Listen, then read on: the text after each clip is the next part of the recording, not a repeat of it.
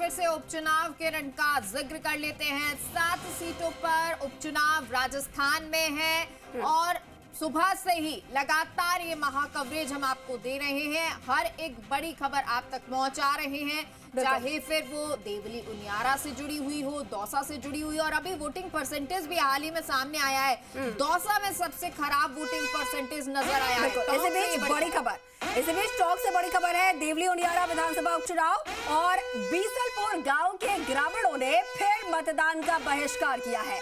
पानी, सड़क और बिजली की मांग को लेकर ये बहिष्कार किया गया है।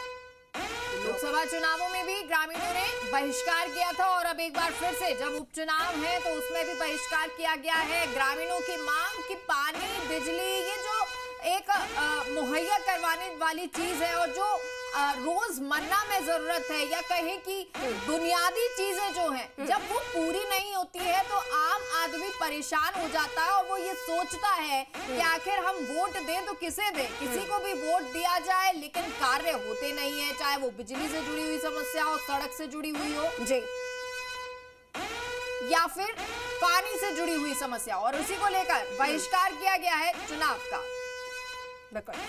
और देखिए देवली उनियारा की यहाँ पर हमने बात की, जहाँ पर बीसलपुर गांव के लोगों ने कार्य बहिष्कार किया है। दूसरी तरफ देवली उनियारा से एक और खबर सामने आ रही है।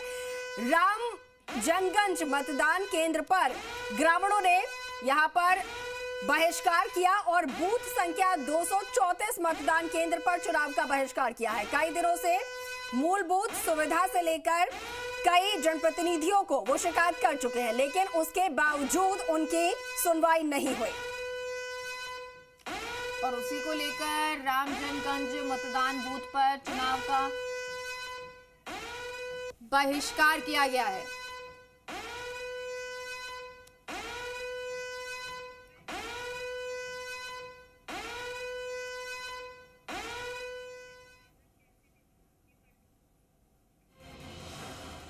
तो देवली उनियारा की बात हुई और उसके बाद अब बात कर लेते हैं 84 विधानसभा की उपचुनाव मतदान को लेकर उत्साह का माहौल यहां पर देखने को मिल रहा है। नाव में बैठकर मतदान करने के लिए मतदाता पहुंच रहे हैं।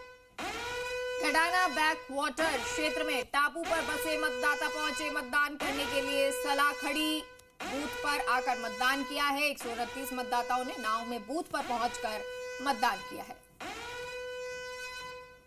तस्वीर आपके सामने है, नाव में बैठकर मतदान करने के लिए पहुंचे। कहीं तस्वीरें जो बुनियादी समस्याएं हैं उनको लेकर परेशान नजर आते लोग जो बहिष्कार करते हैं, कहीं ऐसी समस्याएं जहां नाव में बैठकर जाना पड़ता है लेकिन मतदान करना वो जरूरी समझते हैं और इसलिए मतदान करने के लिए जानते हैं, क्योंकि जानते हैं कि एक एक वोट की क्या कीमत होती है। और इसलिए 84 विधानसभा उपचुनाव मतदान में उत्साह की ये तस्वीर जो बेहद रोचक नजर आती है, महत्वपूर्ण नजर आती है।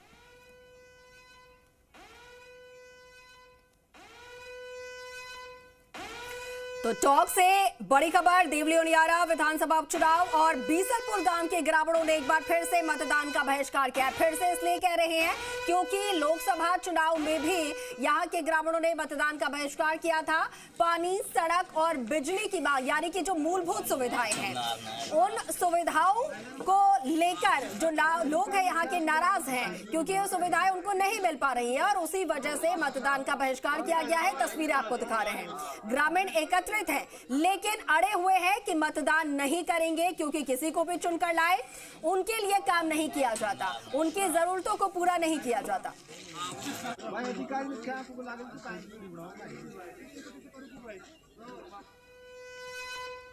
और चलिए अब आपको एक और बड़ी खबर दे देते हैं। उपचुनाव से जुड़ी हुई शुरुआती 2 घंटे में 10.51% मतदान हुआ है। सुबह 9 बजे तक का ये वोटिंग परसेंटेज है, 10.51% का मतदान। हालांकि सुबह सुबह का वक्त है, वोटिंग परसेंटेज लगभग इतना रहता है, लेकिन अभी और बढ़ने की उम्मीद है। और क्योंकि जैसे जैसे सूरज चढ़ रहा है, बढ़ रहा है, मतदान प्रतिशत भी बढ़ेगा। रामगढ़ में 14.64% मतदान हुआ है। सचिन पायलट कुछ कह रहे हैं। इस बार हम चुनाव जीतेंगे। 7 सीटों पर राजस्थान में भी चुनाव हो रहे हैं। 7 पे चुनाव है और पहली बार हुआ है कि सरकार निर्माण के 1 साल के अंतर में ही जनता का मोह भंग हो जाए सरकार से। तो 12 महीने जो सरकार रही राजस्थान की वो कुछ डिलीवर नहीं कर पाई है, लोग परेशान हैं और एक मैसेज देना चाहते हैं। मैं ऐसा मानता हूँ कि 7 सीट पे हम अच्छा चुनाव लड़ेंगे और हमारे अधिकांश सीट हम जीतेंगे वहाँ पर। अमित शाह ने कल कहा महाराष्ट्र में कि वक्फ में हम लोग डंके की चोट पर संशोधन करके रहेंगे वक्फ एक्ट में। देखिए, संशोधन जो होता है वो पार्लियामेंट का काम है। पहले बिल लेकर आए, विड्रॉ करना पड़ा, कमेटी बन गई, वो भी काम नहीं कर पा रही है। तो ये पार्लियामेंट में कुछ काम कराना कोई कुश्ती नहीं है, वो तो एक चर्चा करने के बाद बहुमत के आंकड़ों के आधार पर कुछ चेंजेस होते हैं। जो प्रावधान वो लेकर आए हैं उसमें बहुत कुछ ऐसा है जो काफ़ी दल और नेता उससे सहमत नहीं है, तो चर्चा करना पड़ेगा। लोकतंत्र का मतलब ये नहीं है कि आप ज़बरदस्ती किसी को फोर्स करें। एक संवाद हो, चर्चा हो, अगर कुछ सार्थक निकल कर आता है उस पर चर्चा हो सकती है।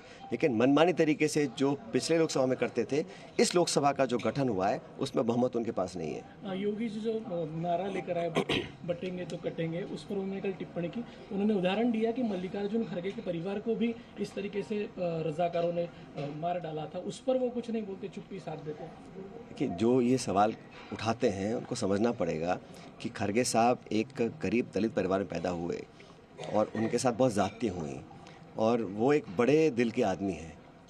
उनके परिवार ने उनके परिजनों को मारने वालों को अगर माफ़ भी कर दिया, तो क्या इस देश के लोगों ने महात्मा गांधी के हत्यारों को माफ़ किया है क्या? इसका जवाब देना चाहिए योगी जी को। बटेंगे तो कटेंगे, ये नारा काफ़ी चल रहा है इन दिनों, बहुत चल। जब भी योगी जी बोलते हैं बटेंगे तो कटेंगे, मैं बोलता हूँ उनको बोलना चाहिए पढ़ोगे तो बढ़ोगे, ये नारा देना चाहिए।